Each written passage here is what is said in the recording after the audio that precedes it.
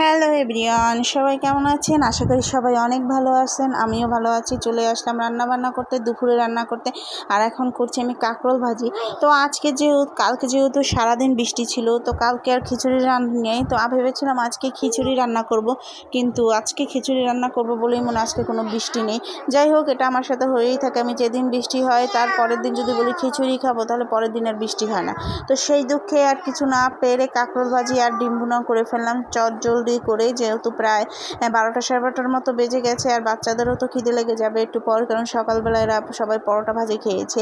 তো পেটে আর থাকবে কি, কিছুক্ষণ পর খিদে লেগে যাবে। তো এদিকে আমি এখন কি করছি বলেন তো, এদিকে আমি এখন এই কাঁকরোলগুলো ভেজে নিচ্ছি।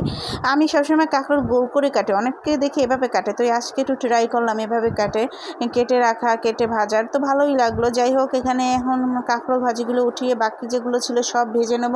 তারপর চলে যাব ডিম ভাজি করতে, ডিমটাকে ভেজে নেব। আর এখানে তেলটা আছে, আমি কাঁকরোল ভাজির তেলটাই কড়াইতে দিয়ে দেবো, কারণ বেশি এখন আবার নতুন তেল নেওয়ার কোনো দরকার নেই, এই তেলেই রান্না হয়ে যাবে। তাই ভাবলাম এই তেলটা দিয়েই করি। তো যাই হোক, এখন আমি তেলটাকে একটু চারোদিকে একটু ভালো করে করে নিচ্ছি, কড়াইয়ের চারোপাশে দিয়ে দিচ্ছি, যাতে ডিমগুলো লেগে না পড়ে। আর এই ডিমগুলো এখন হলুদ আর লবণ দিয়ে আর গায়ে হলুদ করে নেব, কারণ এখন ডিম ভুনা করব। আর ডিম ভুনা আমার বড় ছেলের খুবই পছন্দ। আর আজকে ডিম ভুনাটা আমি আলু দিয়ে করব। আর টমেটো দিয়ে পেস্ট করে নিয়ে রেখেছি, টমেটো আদা রসুন এগুলো পেস্ট করে রেখে দিয়েছি এক পাশে। আজকে একদম গ্রেভি করে আমি ডিমের ঝোল করব। তো যাই হোক, এখানে ডিমগুলোকে সুন্দরভাবে ভেজে নিচ্ছি। আর কালকে কি পরিমাণ যে বৃষ্টি ছিল, সারাদিন সব জায়গায় সারাদিন বৃষ্টি। আজকে জানি না কোথায় কোথায় হচ্ছে, কিন্তু বাট আমাদের এখানে হয়নি, মেঘলা হয়েছিল। তো যাই হোক, এখানে আমি এখন ডিম ভাজা করে উঠিয়ে নিয়েছি। এখন আমি অল্প একটু পেস্ট রেখেছিলাম, পেস্ট দিয়ে দিয়েছি। আর সাথে দিয়ে দিয়েছি লম্বা লম্বা করে কেটে রাখা আলু। আমার মতো এরকম ডিমে লম্বা লম্বা কেটে রাখা কেটে আলু খেতে কে পছন্দ করেন অবশ্যই কমেন্ট করবেন। এখন আমি আলু আর পেস্টটাকে একসাথে একটু ভেজে নেব। আর আলুটাকে একটু ভালো করে তেলে ভেজে নেব, তাহলে হবে কি ঝোলের সময় তাড়াতাড়ি সেদ্ধ হয়ে যাবে। তো যাই হোক, এখানে বসে বসে ভয়েস দিচ্ছি, আর বাহির থেকে দারুণ বাতাস আসছিল।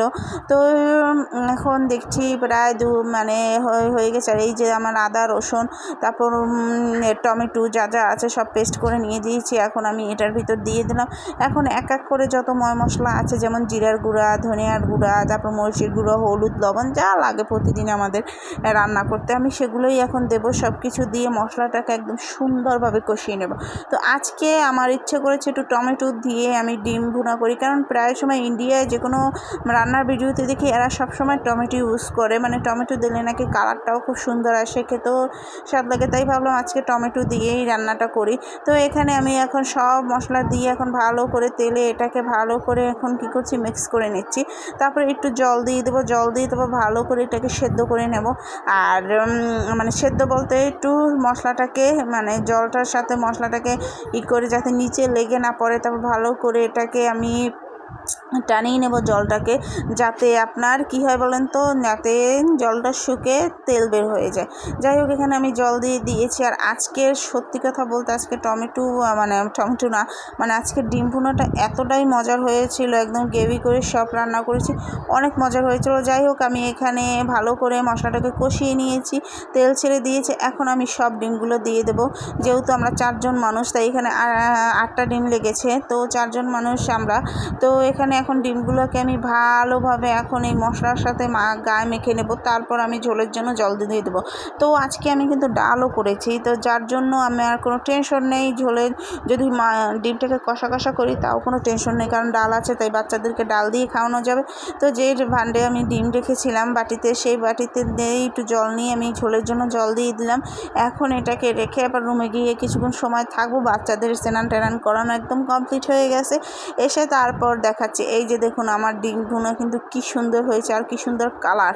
আমি জানি না আমার মোবাইল থেকে কতটা কালার বোঝা যাচ্ছে, বাট সত্যি খুবই সুন্দর হয়েছিল এবং খেতেও খুব মজার হয়েছিল। তো যাই হোক, এখানে ভালো করে এটাকে একটু ফুটিয়ে নিয়েছি, আলুগুলোও প্রায় সেদ্ধ হয়ে গেছে।